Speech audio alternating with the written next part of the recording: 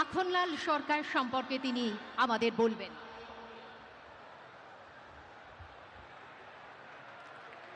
শিলিগুড়ি নিবাসী শ্রী মাখনলাল সরকার সবরই প্রতীক্ষার মতো দীর্ঘ প্রতীক্ষা। ভারত কেশরী ডক্টর শ্যামাপ্রসাদ মুখার্জি, যিনি ভারতের সংবিধান এবং ভারতবর্ষের অখণ্ডতার জন্য এই বাংলায় জন্মগ্রহণ করে নিজের প্রাণ দিয়েছিলেন, যাকে কাশ্মীরের জেলে রহস্যজনকভাবে কার্যত খুন করা হয়েছিল, এবং তার সেই যাত্রার যিনি সহযোগী ছিলেন, সেই মাখনলাল সরকার ৯৭ বছর বয়স হয়েছে তার, তিনিও আজকের দিনে আমাদের এখানে এসে উপস্থিত হয়েছেন।